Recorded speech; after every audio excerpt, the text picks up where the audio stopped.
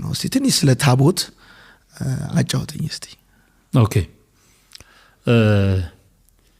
እንዳልከው ነው እንግዲህ ከሩቅ ሆኖ ሲታይና እንደኔ ደግሞ ውስጥ ገብተህ ስታየው መልኩም እይታህም ዕውቀትህም ይለያያልና ታቦት ብለው የሚያዘጋጁት ያው የሚሉት ነው ምለው እኔ ምክንያቱም ስለማላምን በአዲስ ኪዳን ታቦት ተቀርጾ ካህናት የሚሸከሙት 2-3 በነ ሚካኤል በነ ገብርኤል ስም የተዘጋጀ ምናምን እንዲህ የለም መጽሐፍ ቅዱስ ላይ።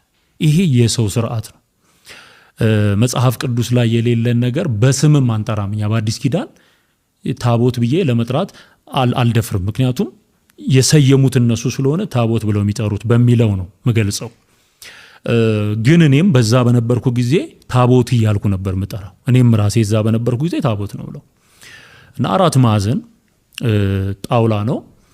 እዛ ጣውላ ላይ ምናልባት ከግራር ወይም ከቀረሮ እንጨት ነው የሚዘጋጀው እና እሱ ላይ ቅርጽ ይቀረጻል። የሚቀረጸው ቅርጽ ለምሳሌ የመልአክ ከሆነ ታቦቱ ክንፍ ያለው ነገር በፍልፍል ይሰራል ማለት ነው። መርካቶ አካባቢ የሚሰሩ አሉ፣ በየገዳማቱ የሚሰሩ ባለሙያዎች አሉ። አብዛኞቹ ከቅስና ከድቁና ማዕረግ የተሻሩና ውስጡን የሚያውቁ ሚስጥር አያወጡም ብለው የሚጠበቁ ሰዎች ናቸው እንዲሰሩ የሚፈቀድላቸው። እና ታቦቱ የሚካኤል ከሆነ ያው የመልአክ ስዕል የሆነ የሚመስል ነገር ይሰራሉ ማለት ነው። ከዛ ከስሩ ዝንቱ ታቦት ዘቅዱስ ሚካኤል ውእቱ። አይተዋል አንተ በትክክል ገልጠህ? እኔ ብዙ ነው ያየሁት ማለት አንድ ብቻ አይደለም። እዚህም እያለሁኝ በቅስና አገለግል ነበር። በየገጠሩ ስንሄድ አያለሁኝ።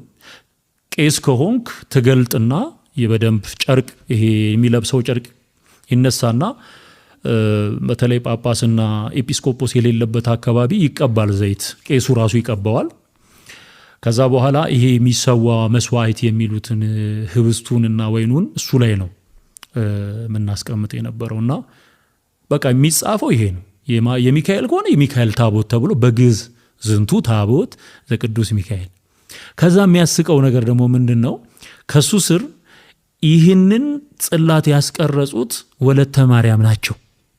ማናቸው? ወለተ ማርያም ወይም ወልደ ገብርኤል ማለት ስፖንሰር፣ ልክ ግለሰቦች ማለት ግለሰቦቹ ስፖንሰር ሆነው ያንን ገዳም ሲመሰረት የሆነ ነገር ያደረጉ ያቺን ታቦት እንዲያስቀርጹ ይደረግና ስማቸው ይታተማል።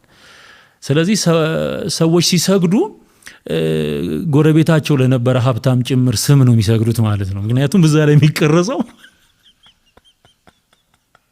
የነ ወለተ ማርያም የነ ተክለ ማርያም